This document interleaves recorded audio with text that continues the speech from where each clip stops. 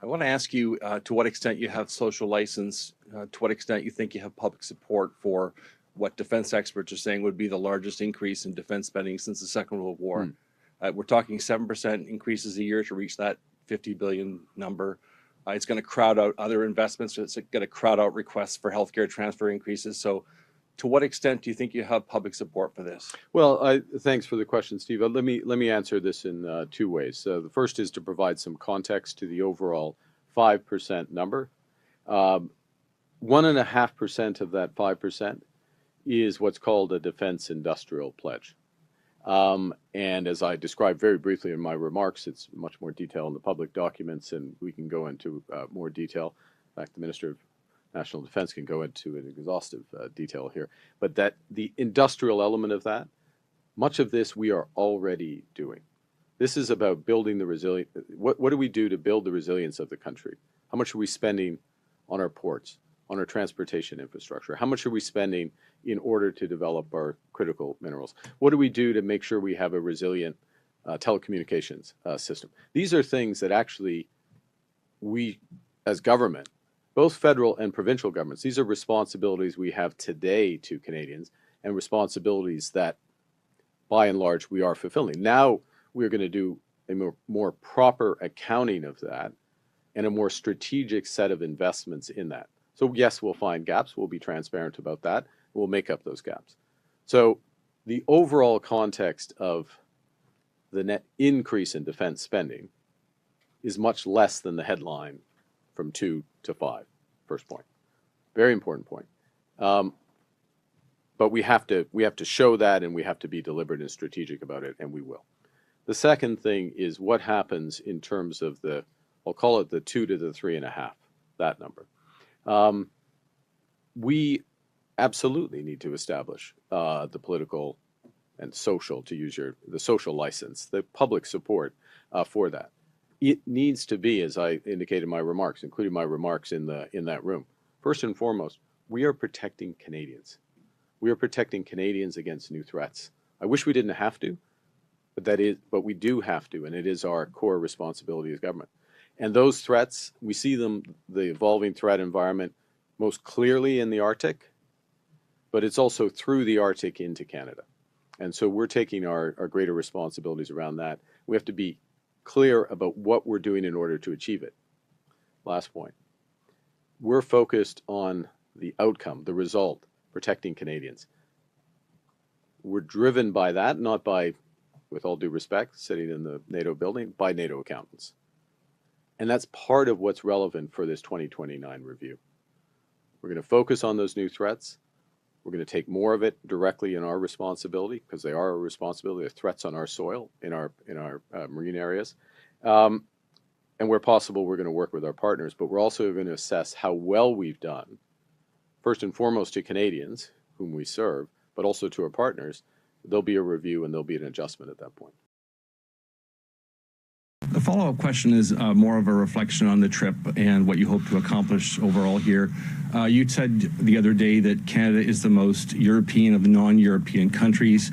You came here to sign a security and defense partnership. Serious question, is there any way, or have you given any thought to possibly trying to chart a path to joining the European Union? Obviously, it's a geographical series of countries, but they also share a philosophy about how to arrange society and how to treat individuals, and they share a lot of values with us.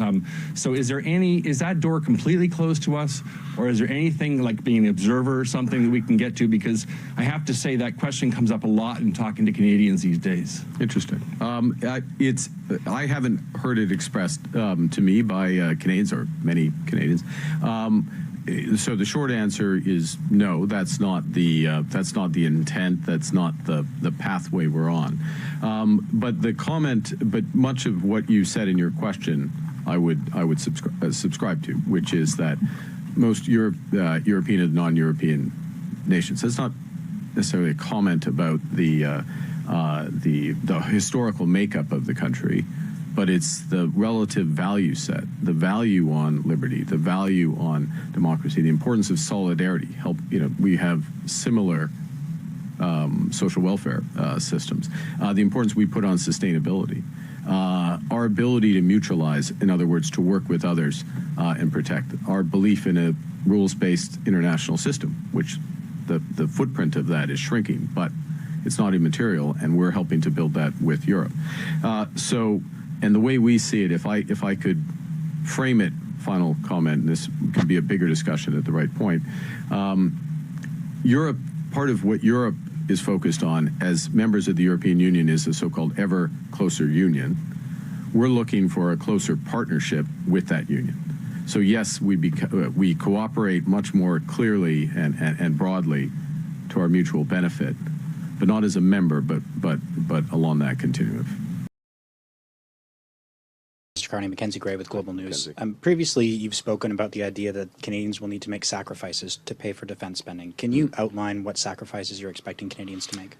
Well, I think right now we're in the the people who've been making sacrifices have been the men and women of the Canadian Armed Forces because they have not been paid to reflect what we are asking them to do.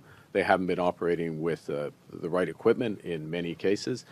Many cases their equipment hasn't been working. So the first sacrifices have been there, and we're making up for that and level setting that, and that's an important part of just what we're doing this year in terms of the increase in defense.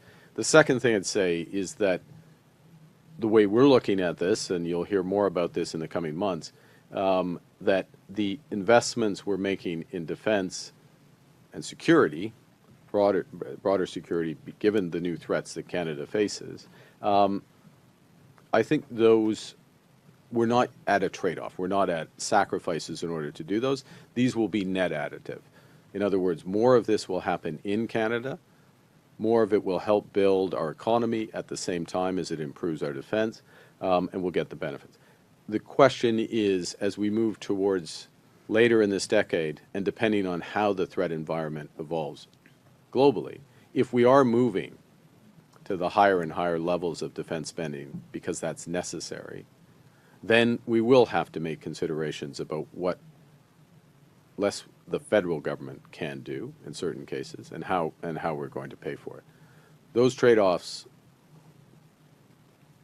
I'm going to give you false precision around this, but those trade-offs happen towards the end of the decade into the next decade, and we will be much, much better informed. And if I can go back to Steve Chase's question, the social license element of that, there's going to be a very clear and open conversation about that based on facts and based on what Canadians want.